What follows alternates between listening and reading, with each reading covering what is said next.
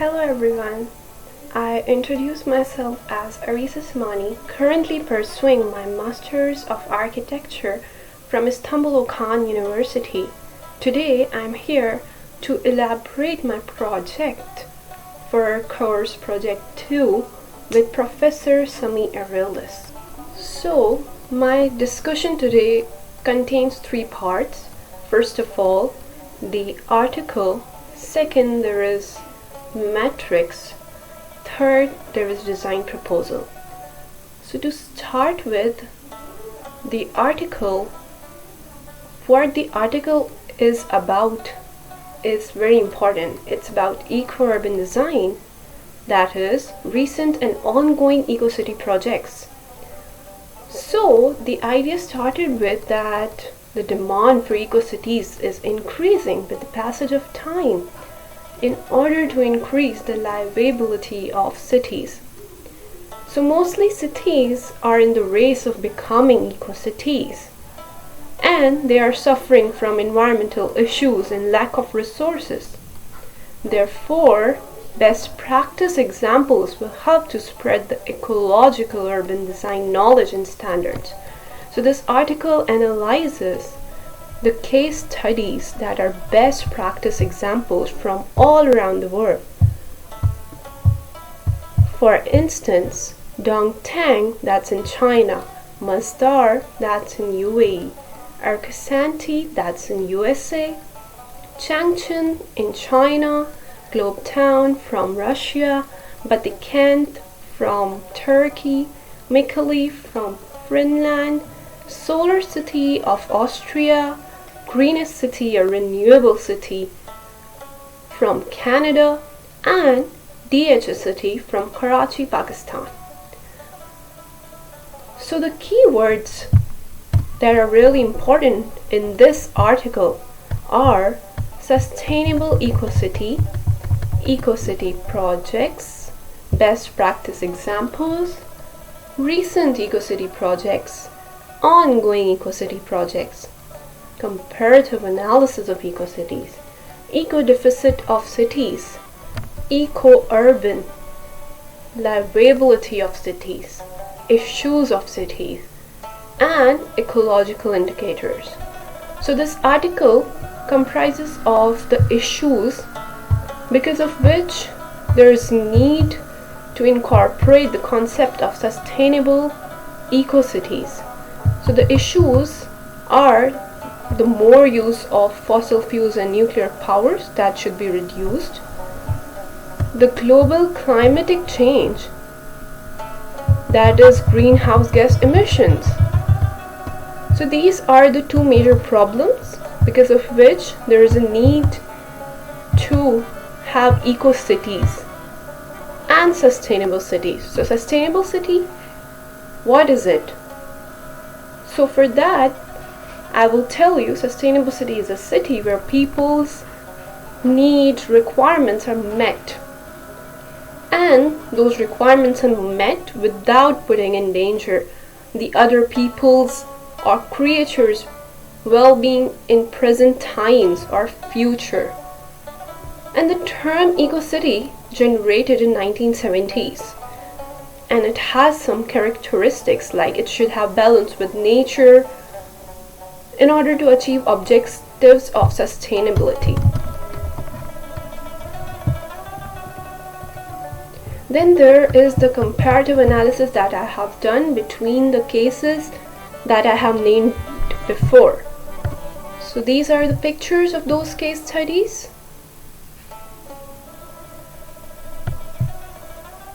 And the comparison is done on the basis of urban planning, how they are planned. Then there is schedule of projects like duration, from when to when, project completed or it's still ongoing. Then there is population. Population by it means the targeted population for which this city is designed. Fourth is the cost of the project, how costly it is. Fifth is the surface. So how much is built and how much is left open, because for the eco-city concepts the cities should have balance between built and natural environment. Then there is transport. How efficient they're having their transport systems. Then there is water. How they are using water. Are there any water recycling systems to reuse it? Then there is waste. How they're doing the waste management. And lastly, the energy. How they are producing energy, whether it's from renewable or it's new thing introduced. So this is the comparison criteria for the cases I have done. Then there comes the matrix. So the matrix consists of the columns that has the data of projects, like the name of EcoCity, its location, the designer or architect who designed it or planned it, the location of their firms, the project start year, the completion year, the population, project cost, and area. So 6 of the case studies are compared on the basis of these criteria. Then there comes ecosystems. So these are analyzed on the basis of their ecosystems, how efficient their transportation is, how they're conserving water in recycling system. Third, how they are managing waste in recycling systems. Fourth, energy efficient targets. And last, renewable energy systems that are used in those cities in order to take positives of those and implement in the project that I have proposed. So the conclusion from those case studies is that each of these cities is on the concept of eco-city, that is catering to the issues due to pollution, and they're using natural resources and renewable energy. Then there is the SWOT analysis of individual cases, like every project has the strengths, weaknesses, opportunities, and threats. So we should analyze every parameter of that case study in order to get an idea that how we can propose a better example. So these are the SWOT that I have done for each of the cases. Then there are the recommendations for the Pakistani cities, that is using recyclable materials, using solar energy, water recycling systems should be incorporated, there should be comfortable, efficient, and zero carbon transportation system that should encourage people to use public transport more. There should be proper waste disposal management. There should be green homes with zero carbon emissions. There should be plentiful of green spaces that should also encourage agriculture farms. And then there is the design proposal for my city, Karachi, Pakistan. So this is the site analysis, a brief of where the site is. So it's located near to Arabian Sea on a plot of 7 hectares. The site's potentials and threats are analyzed, and then according to that, a design brief is developed. So the design brief is an eco-urban design settlement that will have walking distance amenities, like the site has walking distance mosque, it has commercial plaza, and other facilities of restaurants, and especially the sea is very close to the site. So this has framed the design brief of having an eco-urban settlement that would be model for the future upcoming settlements. So this is a zoning plan that comprises of parking area, vehicular circulation. Then I have proposed the pedestrian lanes and cycle lanes also that will encourage healthy living. Then there are eco houses. There is a concept of permaculture, that is growing food that can be used by the inhabitants living there.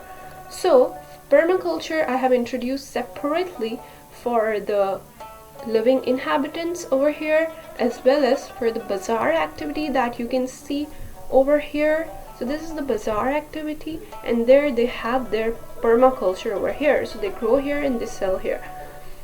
Then there is water body that uses solar and water energy. So this is the master plan. I have not worked on the conventional grid, but taking inspiration from that, I have made blocks grid and separating them and connecting them at the same time. On the black you can see it's cycle lanes, and then on the gray it's pedestrian lane, and then in the between of them there have their permaculture activities. So that's spread all over this area, you can see. And the grid is taken from the north direction and the sight lines. Then the eco house, there is typology that I have made. So it's a typology that is ground plus 1. There is the courtyard concept that I have implemented that is very suitable for the hot humid climate like Karachi. There's courtyard, and then on the first floor there is the concept of interacting with the people who are down. So that makes you connected, healthy. So this is the place you can see in this section what I'm talking about. Then there are the ecological systems that I have used. First of all, there is green roof that absorbs the rainwater and collects it through the pipes, and that goes down underground and stores that rainwater, and that can be reused basically for harvesting.